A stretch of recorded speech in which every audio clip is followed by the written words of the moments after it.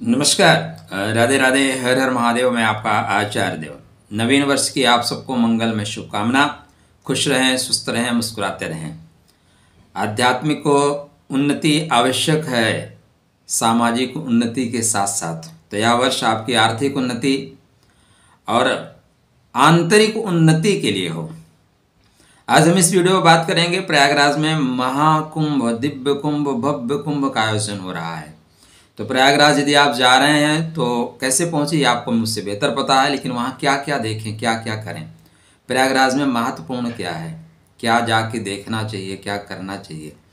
सबसे पहले हम बात करेंगे महत्वपूर्ण पर्व। तो जैसे आपको पता है कि 13 जनवरी को ही शाही स्नान की शुरुआत हो जाएगी। शाही स्नान का तात्पर्य यहाँ पे शाह मतलब राजा, और प्रयागराज के राजा कौन होते हैं? नागा, साधु। इनकी भी महिमा बड़ी अपरंपार है। आप वहाँ पे जाके देखेंगे हजारों नहीं लाखों की संख्या में ये लोग होते हैं, लेकिन इसके बाद ये कहाँ गायब हो जाते हैं, ये दिखाई नहीं पड़ते। वास्तव में विशेष एनर्जी को लेके ये लोग आते हैं, और गंगा यमुना के बाद जो सरस्वती का प्रादुर्भाव है वो इन्हीं की वजह से होता है। तो ये तीसरी बेड़ी है, उसको काटने के लिए आते हैं संसार में। 14 जनवरी मकर संक्रांति है, यह विशेष पर्व है। शाही स्नान का आयोजन इस दिन भी किया जाएगा। इसके बाद 29 जनवरी, इस दिन मौनी अमावस्या है। मौनी अमावस्या, मौन हो जाइए। मैं मौन हूँ यह जानने के लिए मैं कौन हूँ। इस दिन मौन का बहुत ज़्यादा महत्व है। मज़ेदार बात यह है कि मौन क्यों होना है, अभी आगे बताएंगे आपको। 3 फरवरी बसंत पंचमी। गुप्त नवरात्रि इस समय चल रही होगी, और गुप्त नवरात्रि में बसंत पंचमी आती है। विशेष महत्व है बसंत पंचमी का, पूर्णता प्राप्त करने का है। शक्ति लक्ष्मी के साथ ज्ञान प्राप्त करने का दिन बसंत पंचमी का दिन है। नवरात्रि, गुप्त नवरात्रि में 5वां दिन। 4 फरवरी अचला सप्तमी, इस दिन भी शाही स्नान होगा। 12 फरवरी माघी पूर्णिमा, यहाँ से माघ खत्म होगा। सूर्य नारायण जैसे मकर राशि में प्रवेश करते हैं। माघ मकर जब रविगत होई, तीरथ पति आओ सब कोई। यहाँ तक माघ माह चलेगा, लेकिन स्नान दान का महत्व भी रहेगा। ये रहेगा महाशिवरात्रि के दिन, मतलब 26 फरवरी को महाशिवरात्रि आ रही है। उस दिन अंतिम स्नान होगा और उसके बाद विसर्जन होगा। तो हमारी टीम भी आप लोगों की सेवा सहायता के लिए प्रयागराज में रहेगी। मैं स्वतः लास्ट में पहुंचूंगा। कोशिश तो यही रहेगी कि बसंत पंचमी तक पहुंच जाऊं, शेष नारायण की कृपा। तो टीम आपके लिए पूरा 1 माह रहेगी। 12 फरवरी तक टीम आपकी सेवा करेगी। वहां पे जो कुछ भी हो सकता है, जितना भी हमारा सामर्थ्य है आपके रहने के लिए, खाने के लिए, और भी जो कुछ आवश्यक चीज़ें हैं उनकी व्यवस्था हम कर रहे हैं आपके लिए।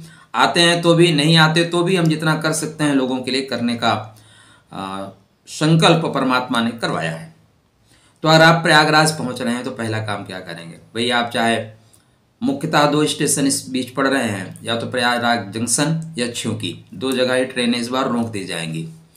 प्रयागराज जंक्शन से आपको लगभग संगम तट 10 किलोमीटर पड़ेगा, और छ्यूकी से लगभग आपको 6 किलोमीटर पड़ेगा। आप गुजरात, बॉम्बे, महाराष्ट्र, आंध्रा इत्यादि जगह से आ रहे हैं तो आपको नैनी और छ्यूकी में रोका जाएगा। दिल्ली की तरफ से आप आ रहे हैं तो आपको प्रयागराज जंक्शन में रोक दिया जाएगा। वहाँ से आप कोई भी साधन ले लीजिए। 15-20 रुपए वाले सिंगल एक आदमी का ऑटो वाले लेंगे, हो सकता है 25-30 ले लें। वहाँ से आपको पहुँचा देंगे संगम तट पे। अब संगम नोज पे पहुँचना इस बार चिड़िया के आंख में निशाना लगा लेने जैसा है, क्योंकि करोड़ नहीं कई करोड़ लोगों की व्यवस्था है। तो जो विशेष पर्व है इस पे तो आप संगम नोज पे नहीं पहुंच सकते। जहाँ पे यमुना गंगा का मिलन होता है उसको बोलते हैं संगम नोज। तो आप चूँकि ये पर्व है, और पर्व में कहीं भी स्नान करें, पर्व का महत्व मिलेगा। इसमें भी मज़ेदार चीज़ क्या है, देखिए, कहने के लिए माघ मकर जब रविगति हुई, तीरथ पति आओ सब कोई, लेकिन जैसे सूर्य नारायण उत्तराषाढ़ा में प्रवेश करेंगे ना, उतना मज़ा नहीं आएगा। लेकिन सूर्य नारायण जैसे श्रवण नक्षत्र में प्रवेश करेंगे तब इस स्नान का महत्व ज़्यादा है, ज्ञान का महत्व ज़्यादा है, दान का महत्व ज़्यादा है, लोगों को खिलाने का महत्व ज़्यादा है, लोगों की सेवा करने का महत्व है और वहाँ पे बैठ के समाधिस्थ होने का महत्व है। जो कुंभ का पीक पॉइंट है, जहाँ पे आप एनर्जी ग्रहण कर सकते हैं, जहाँ पे दिव्यता और भव्यता महसूस कर सकते हैं, वो सूर्य नारायण के श्रवण नक्षत्र में गोचर करने का है। मतलब 24 जनवरी से लेके 6 फरवरी तक का जो समय होगा श्रेष्ठतम समय होगा और यही समय गुप्त नवरात्रि का होगा, गुप्त रूप से साध लेने का है।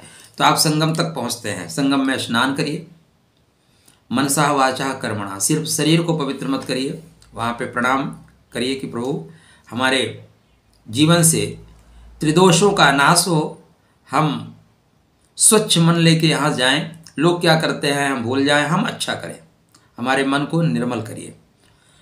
बहुत सी एनर्जी आपको कनेक्ट होती है, भागम भाग में मत जाइएगा। होता क्या है कि बहुत स्पीड से लोग आते हैं और धक्का दे के आपको निकाल देते हैं। तो जितना भी समय मिलता है वहाँ से थोड़ा दूर हट के बैठ के साधना करिएगा। इस बीच में आपको बहुत से महात्मा मिलेंगे, बहुत से नागा साधु मिलेंगे, बहुत से ऐसे लोग मिलेंगे, वो लगेगा ये लोग कहाँ हैं, इस दुनिया के ही हैं कि नहीं है। दरअसल वो विशेष एनर्जी लेके चलते हैं। आप अगर लकी होंगे, यदि आपसे कोई महात्मा, कोई साधु, कोई नागा, कोई फकीर, कोई फक्कड़, कोई अघोरी आपसे कुछ मांग ले, तो आप नसीब समझना अपना कि आपका नसीब अच्छा है कि उन्होंने आपसे मांगा। इसलिए जो कुछ भी आपका सामर्थ्य है वह उन्हें अवश्य प्रदान करिएगा। हो सके तो उनको एक टाइम का खाना खिलाइएगा। वहाँ से निकलिए, आइए, वहाँ पे हनुमान जी हैं, लेटे हुए हनुमान जी, उनको प्रणाम करिएगा, बोलिएगा प्रभु 2025 आपका वर्ष है, मंगल का वर्ष है, कब तक लेटे रहोगे, थोड़ा जग जाइए, थोड़ा उठ जाइए। वहाँ पे बैठ के हनुमान चालीसा का पाठ या बजरंग बाण का सरकार ने अच्छी व्यवस्था कर रखी है। थोड़ा सा मंदिर प्रांगण से बाहर आओगे तो बैठने की जगह मिल जाएगी, ठीक है, अच्छी व्यवस्था कर रखी है। सरकार को भी आपको थैंक यू बोलते रहना चाहिए, क्योंकि सरकार ना होती ना तो छोटे पैजामा वाले ज़्यादा प्रॉब्लम क्रिएट करते हैं। फिर क्या होता है कि अखिलेश यादव के सरकार में किसको बना दिया गया मेला प्रभारी, आजम खान को। तो सरकार को भी आप थैंक यू बोलते चले। जो आप लोग आपके लिए अच्छा कर रहे हैं ना, उनका सदैव एहसानमंद रहिए, एहसान फरामोश नहीं रहना। चैनल को सब्सक्राइब नहीं किया है तो करते चलिएगा। यहाँ पे बैठ के आप हनुमान जी के ध्यान करिए। यहाँ पे हनुमान जी लेटे हुए हैं।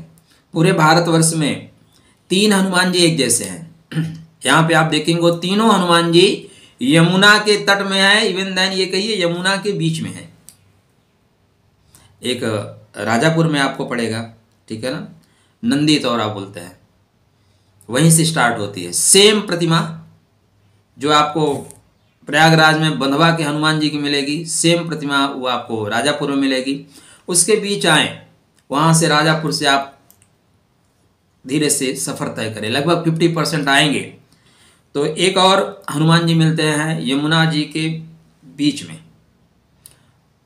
मतलब लगभग 8 महीने डूबे ही रहते हैं और 4 महीने ही दिखाई देते हैं, बड़ियारी बोलते हैं उस जगह को। वहाँ पे हनुमान जी भी लेटे हुए हैं। और तीसरे हनुमान जी यहाँ पे आपको प्रयागराज में मिलते हैं, लेटे हुए हनुमान जी। तीनों सेम लंबाई चौड़ाई और स्थिति लगभग लेटे हुए। तो इनको प्रणाम करना, बोले प्रभु आप खुद लेटे रहिए लेकिन हमारे लिए जगिए, क्योंकि आपके बिना कुछ हो नहीं रहा है, आपके बिना काम नहीं हो रहा है। देखिए कृपा मिलेगी। यहीं पे एक जगह है जिसका नाम है अक्षयवट। जिसका क्षय नहीं होता उसका नाम है अक्षयवट। शास्त्रकार ये कहते हैं कि प्रलय की स्थिति में वृंदावन बिहारी लाल भगवान कृष्ण इन्हीं अक्षयवट के पत्रों पर बैठ के आराम से मजे लेते हैं, ठीक है ना। तो अक्षयवट का दर्शन करने का सौभाग्य आपको मिले तो अक्षयवट हनुमान जी जहाँ पे हैं वहाँ से जस्ट 200 मीटर किला है, किला के पास ही है। किले के अंदर अक्षयवट विद्यमान है, जिसको 15वीं शताब्दी में अकबर ने खूब जलाने की कोशिश की, नष्ट करने की कोशिश की।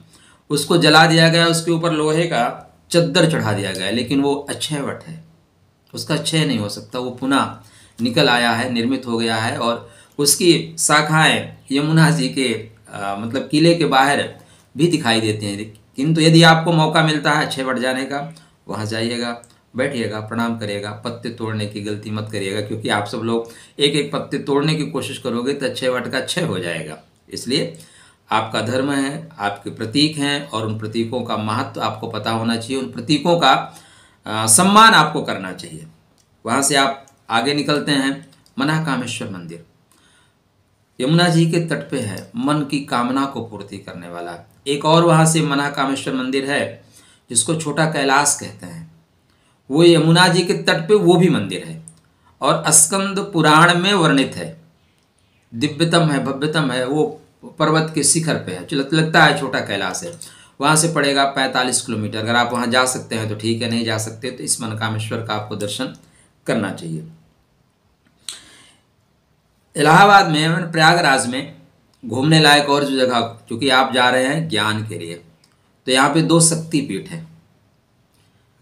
जब आदिशक्ति जगदम्बा ने अपने आप को अग्निदाह माने आग में समर्पित कर दिया, तो कहते हैं भगवान शिव उनको लेकर भ्रमण करते रहे, उनके अंग प्रत्यंग धीरे धीरे टूटते रहे। तो यहाँ पे उनकी उंगलियां गिरी हैं और कुछ अवयव गिरे हैं, लेकिन वो गिरते ही गायब हो गए हैं। नाम ही है अलोप सुंदरी, अलोपी माता, जिनका लोप हो गया है लेकिन उनकी शक्ति विद्यमान है। ये भी आपको संगम तट से 5 किलोमीटर 6 किलोमीटर पे ही पड़ेगा। तो वहाँ यदि आप दर्शन कर सकते हैं तो वहाँ पे जाइएगा, वहाँ पे एनर्जी ग्रहण करके आइएगा, ठीक है।